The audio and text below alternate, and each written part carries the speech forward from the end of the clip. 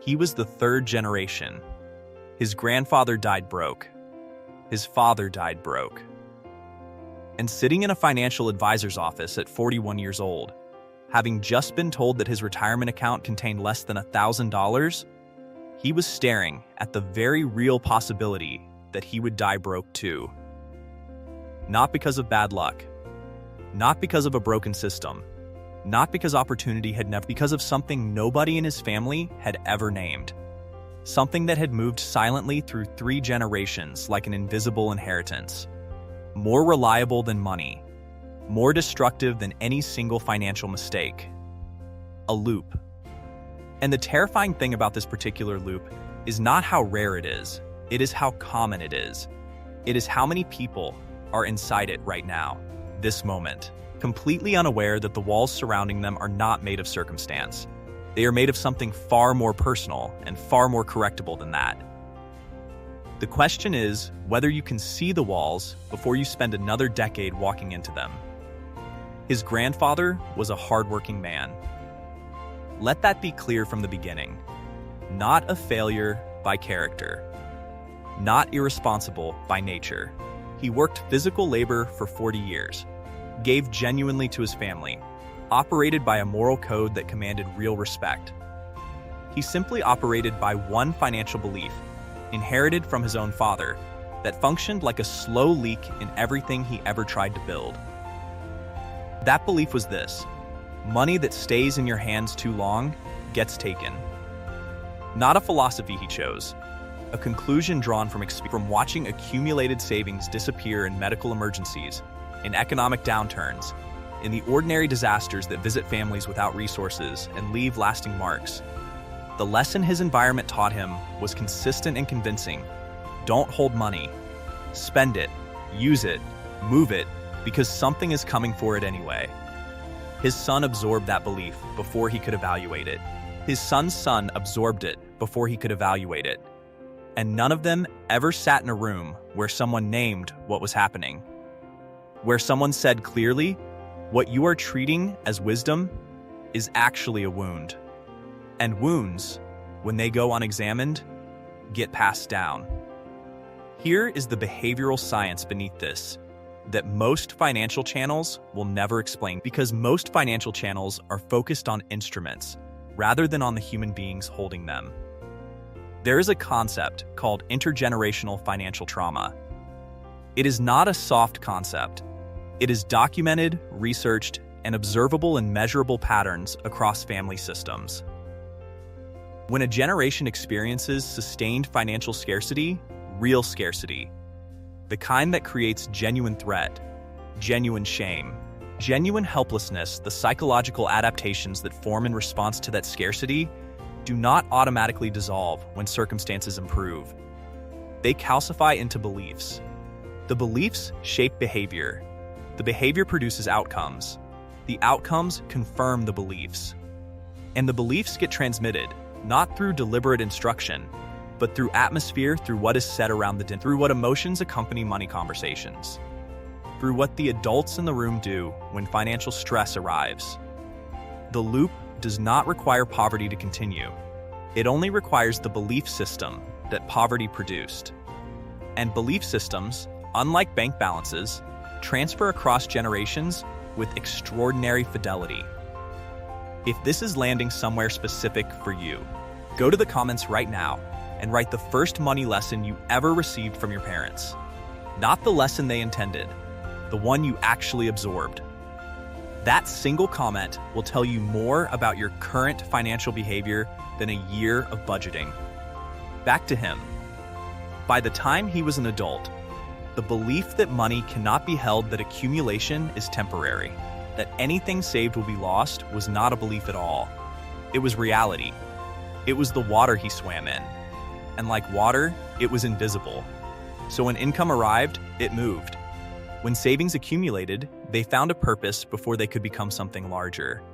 When investment opportunities appeared, the body responded with a resistance that felt like prudence, but was operating from something much older than analysis. Every financial reflex he had was calibrated not toward building wealth, but toward managing the anxiety that wealth for his nervous system had always carried.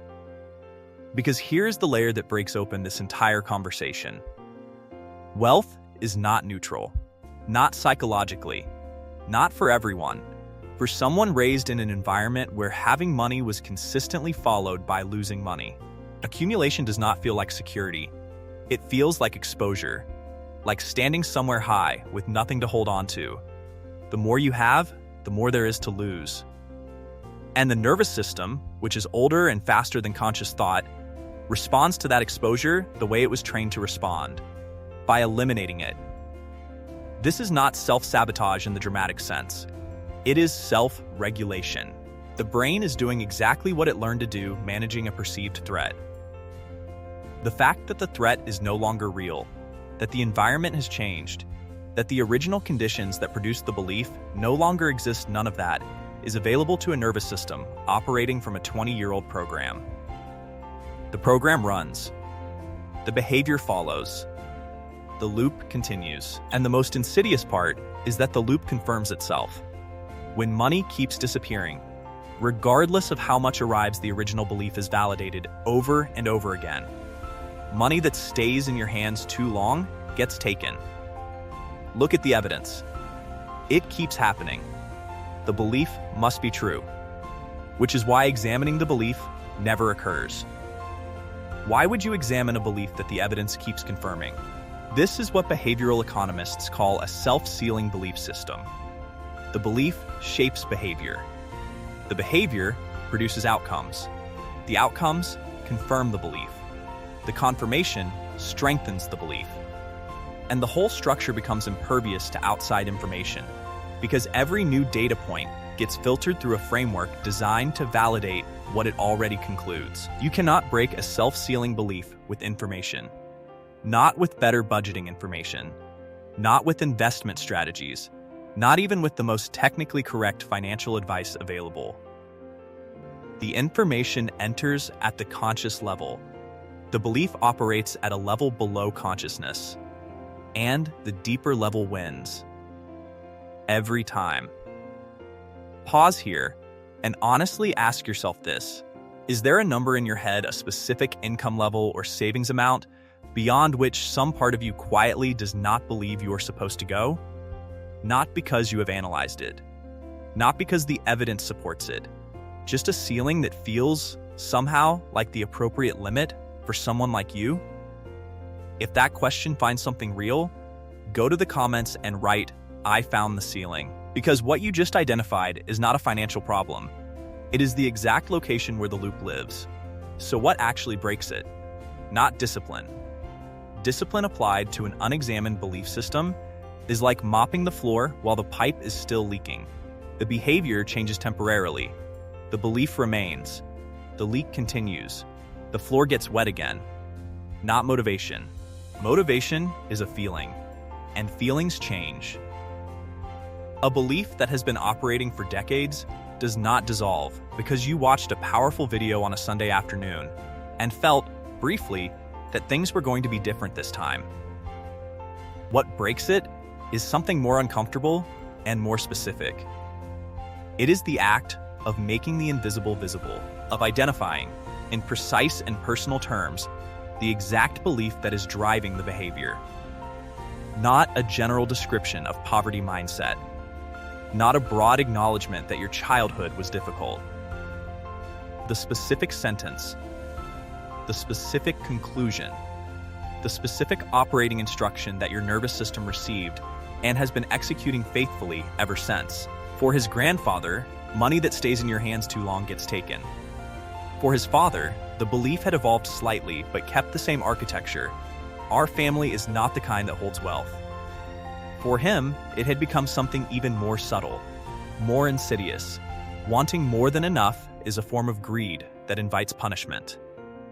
3 sentences. 3 generations. 1 loop.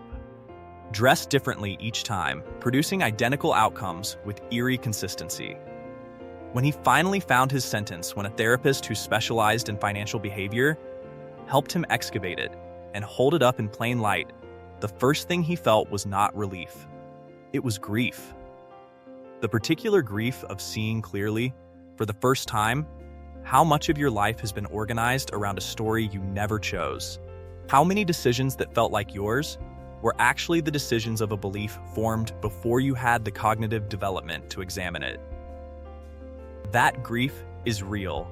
It is part of the process. And it is not weakness. It is the specific weight of understanding something important about yourself for the first time. What comes after the grief, the slow, non-linear, genuinely difficult work of revising a belief at the operating system level is not dramatic. It does not arrive as a moment of transformation. It arrives as a series of small, uncomfortable choices made against the strong current of a deeply familiar pattern. Each choice slightly at odds with the old instruction. Each choice a small vote for a different story. He did not break the loop in a year. He is not entirely free of it now. But for the first time in 3 generations, the loop has a name. And named things can be examined. And examined things can be changed. His children will grow up in a different atmosphere. Not because he became wealthy overnight. Because the conversation changed.